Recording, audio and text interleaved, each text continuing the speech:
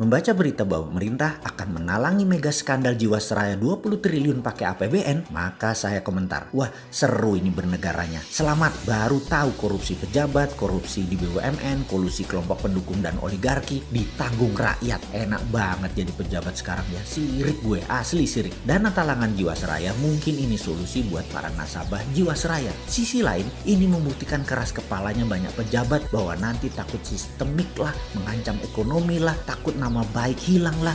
Bos, yang geblek jangan dilindungi atau kalian merupakan bagian dari sistem yang bermasalah. Biarkan yang salah yang menanggung. Kita melihat hal beginian paling gerundel, kuapok lu.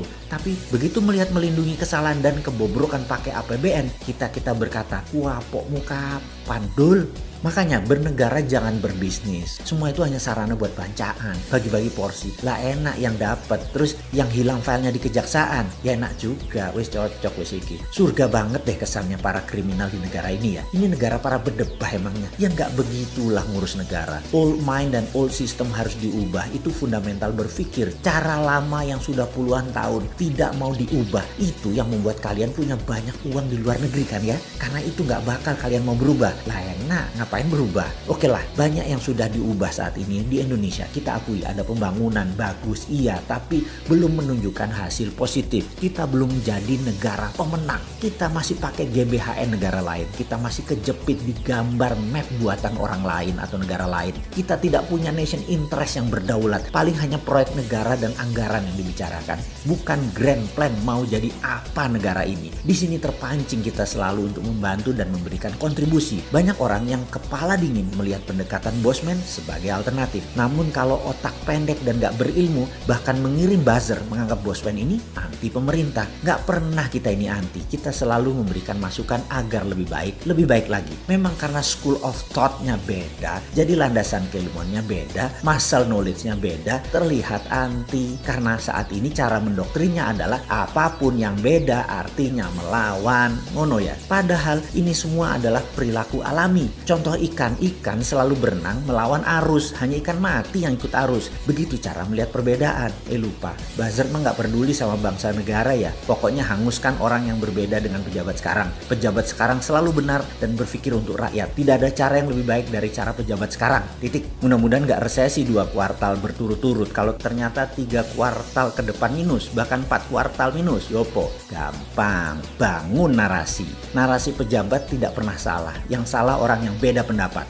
Aman kalau begitu. Sudah punya narasi-narasi doktrin ya. Para buzzer kan ada mastermind-nya. Ya alhamdulillah aman kalau kayak gitu. Silahkan. Kalau udah punya narasinya lanjutkan. Selamat kalian aman di atas sana. Aman. Kebetulan rakyat sekarang memang cuma butuh narasi kok. Silahkan lanjutkan bos. Kalau kita bagaimana? Ya kalau kita mah terus membangun karsa dan mengingatkan bersuara versi kita membela NKRI. Gak didengeri, syukur. Dipakai alhamdulillah. Ini semua untuk Indonesia menang. Kita kembali mengingatkan sejarah. Sejarah yang mengingatkan bahwa Nusantara ditakdirkan jadi global player sejak lahir. Sekarang sayang, kita belum melihat rencana ke depan kita sebagai global player. Masih tarkam, masih antar kampung. Globalnya masih nyender sama superpower. Sayang banget deh. Sekali lagi, sangat disayangkan pengelolaan negara, pejabat negara, dan politikus melihat negara Indonesia tanpa wawasan sejarah. Tanpa paham kekuatan geoekonomi, yaitu kekuatan geografi untuk keuntungan ekonomi. Tidak memainkan geopolitik, yaitu kekuatan geografi untuk keunggulan politik bernegara. Dan pastinya tidak punya geostrategi. Memanfaatkan kekuatan geografi untuk faktor penekan bernegara. Intinya saat ini bagaimana membagi-bagi APBN doang otaknya. Membuat peraturan yang sedikit menguntungkan rakyat. Rakyat hanyalah sapi yang diperes-peres susunya tapi nggak dikawin-kawin. Nikahnya pejabat itu setelah menjadi pejabat bukan dengan rakyat tapi dengan oligarki, dengan kelompoknya dan dengan politikus penguasa Senayan. Ngono ya? Oke, rakyat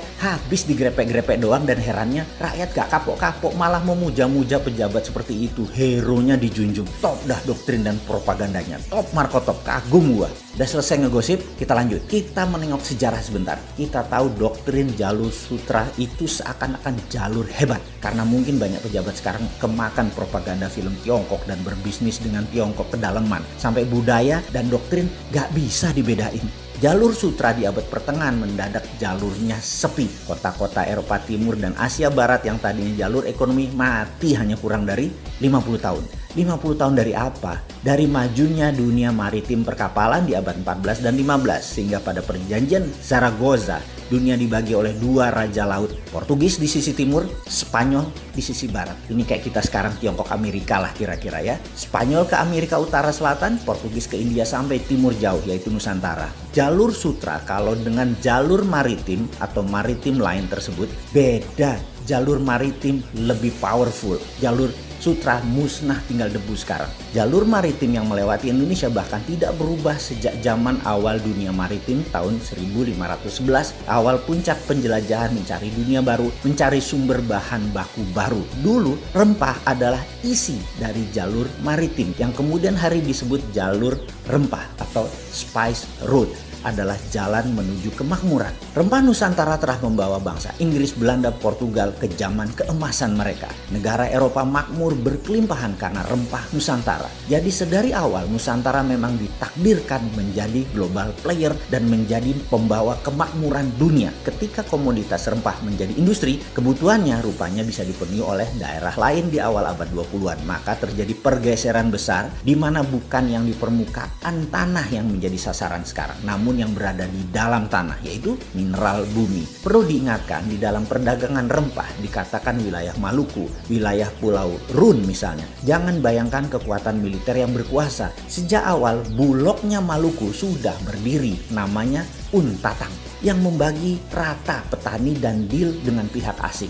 Pedagang Arab, pedagang Tiongkok, sampai Portugis, Inggris adalah Untatang ini. Baru ketika Belanda kemaruk, greedy dan tamak, mereka membuang 15.000 penduduk wilayah penghasil pala tersebut, tinggal tersisa 1000-an dan ada banyak pembunuhan terjadi. Ini namanya perampokan atau state sponsor terrorism. Hasilnya diambil habis-habisan sampai jatuh nilai pala tadi, namun Belanda sudah kaya raya. VOC tepatnya kaya raya. Terus bergilir, kemudian masuklah ke komoditi lain yaitu karet, teh, kopi, coklat. Kemudian bahan baku tersebut semua akhirnya dikuasai oleh VOC. Apa pelajaran yang bisa ditangkap kali ini? Ingat, pelajaran bukan okupansi militer sejak awal, tetapi okupansi ekonomi. Jadi bagi saya, bullshit bekerja sama dengan Tiongkok dan IMF itu. Itu bullshit besar. Foreign direct investment yang ada di otak pejabat adalah pemahaman anak bangsa yang otaknya sudah terpesona oleh globalis. Ini sebenarnya penjajahan sama seperti VOC di awal masuk selama 200 tahun sampai akhir tahun 1900-an kira-kira. Di saat dunia bergeser jauh di mana rempah bukan lagi primadona tapi sumber di dalam bumi yang jadi primadona seperti minyak, gas, batu bara dan mineral lainnya. Jadi sekedar mengingat, apapun perusahaan asing masuk ke Indonesia menggarap, mengambil, mengelola isi bumi Indonesia,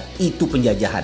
Ide ini maka saya tekankan, kalau mandat di tangan generasi muda di tahun 2024, tidak ada perusahaan tambang di Indonesia milik asing. Setidaknya 50% adalah lokal, di mana proses hilirisasi setelah tambang tadi, mineral tadi, hilirisasinya 100% lokal. Cukup sudah dibodohi oleh asing selama 300 tahun diambil rempah dan apapun yang dihasilkan oleh alam Indonesia. Namun begitu bahan baku alam di Indonesia disentuh asing dan didiamkan, artinya dua. Satu, geblek tidak paham nasionalisme. Yang kedua adalah memang kaki tangan asing.